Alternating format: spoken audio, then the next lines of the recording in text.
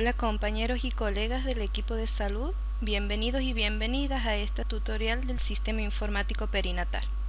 En este video aprenderemos a cargar una historia clínica perinatal base por primera vez al sistema informático perinatal de primer control de una embarazada y así poder distinguir cuáles son aquellas variables obligatorias solicitadas por el Ministerio de Salud. Una vez instalado el SIP, aparece automáticamente este icono. Hacemos doble clic y se abre una ventana en la que nos pide una clave. En la mayoría de los casos esta clave no es obligatoria y la mayoría de los centros de salud a nivel local no la manejan. Entonces directamente se oprime Enter y automáticamente en unos segundos abre la página en la ventana principal del SIP.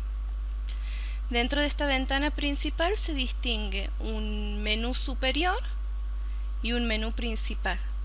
El menú principal tiene estas especies de botones rectangulares que nos va a asociar a alguna función específica que tenga el SIP. En este caso, para cargar una historia clínica perinatal por primera vez, lo que hacemos es hacer doble clic en el primer botón, en el primer icono de esta función. Bueno, una vez abierta la historia clínica perinatal, esta historia clínica se divide en varias secciones. Estas primeras tres secciones que corresponden a identificación, antecedentes familiares, personales y obstétricos y gestación actual se completa en el primer nivel de atención, es decir, en el momento en el que se realiza el control de embarazo. Todas las demás secciones se completan una vez que se produce el parto o el aborto, es decir, una vez que finalice ese embarazo. Es fundamental que para poder cargar por primera vez una historia clínica y para que esta historia clínica pueda ser grabada en el sistema del SIP, se completen ciertas variables obligatorias, que es el lugar de parto o aborto, que ya vamos a hablar bien cuál es ese código que debe ir ahí, el número de identidad, que es el DNI de la mujer, número de gestas previas y por último el embarazo múltiple. En orden se coloca siempre 9 cuando es embarazada y una vez que tuvo su parto se coloca 0. Esto es lo que permite distinguir si esta historia clínica corresponde a una embarazada o a una puérpera. Para empezar vamos a ingresar primero el nombre. El nombre tiene que ser completo junto con el apellido de soltera de la mujer. El nombre es Mariela Alcira. Para pasar a la otra sección de la historia clínica, simplemente lo que tenemos que hacer es presionar la tecla Enter. Ahí automáticamente nos pasa a otra sección. Con la tecla Enter y con las teclas de las líneas podemos ir de un lado a otro de la historia clínica, pero a medida que vayamos completando los datos, apretando Enter automáticamente nos pasa al otro casillero a completar. El domicilio debe ir primero con el barrio, seguidamente con el nombre de la calle y por último el número de la vivienda. En caso de que no exista el nombre de la calle o no tenga número la vivienda en donde vive, hacer una referencia para georreferenciar a la paciente. Algunos barrios se dividen en lotes y manzanas, ponemos lotes y manzanas directamente.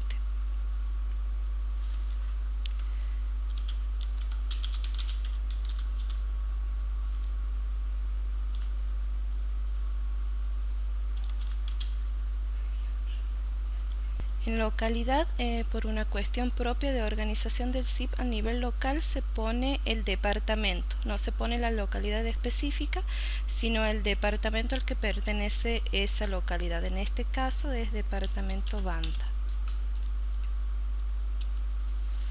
En número de teléfono se pone el número de teléfono del domicilio habitual de la paciente o su celular o el teléfono de algún familiar o conocido que permita contactarla.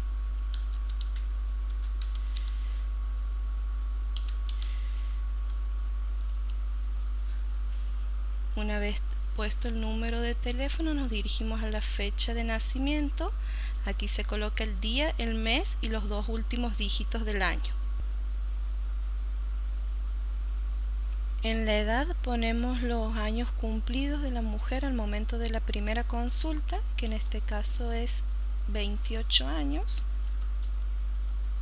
Si es que la edad de la embarazada es menor a 15 años o mayor a 35 años, entonces debe consignarse como un signo de alerta. Por lo tanto, se registra en este ítem con una cruz. Si no, se pasa directamente a la siguiente sección que corresponde a etnia. En el casillero de etnia existen 5 opciones: blanca, indígena, mestiza, negra u otra, y solo tiene que marcarse una opción. En este caso es de etnia blanca.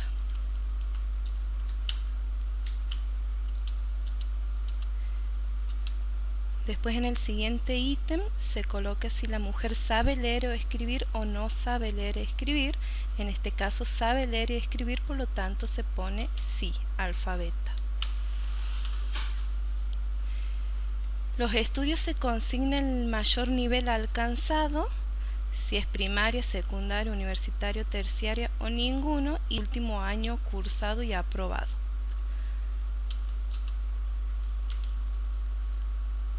En este caso, el paciente tiene una secundaria completa, en este caso se tilda secundaria, y como es completa se pone quinto año.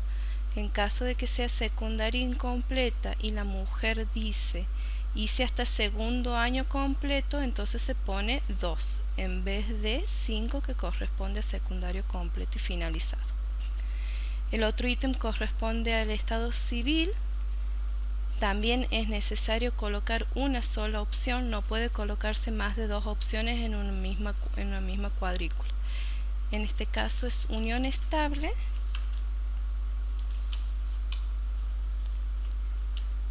También es importante consignar si la mujer vive sola o no. En lugar de control prenatal, en la provincia de Santiago del Estero se pone el código remediar de la institución en la cual se realiza el control prenatal. Se lo coloca sin la letra G y sin el 0.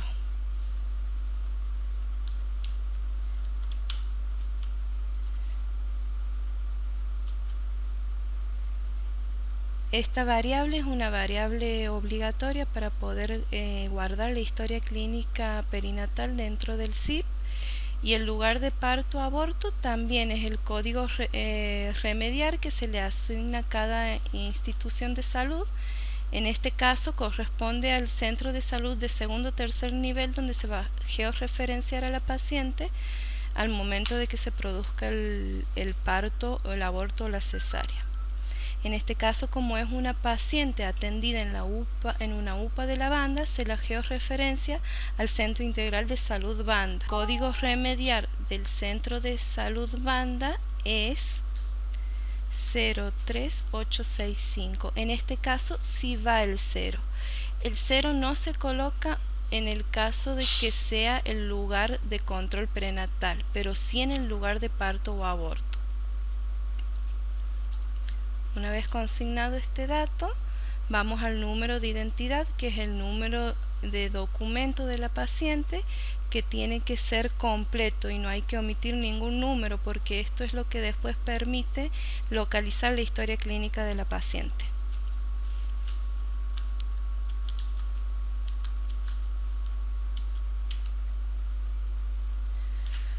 Una vez finalizada esta primera sección de identificación, tanto de la mujer embarazada como de la institución en donde se produce el control de prenatal y el parto, vamos a los antecedentes.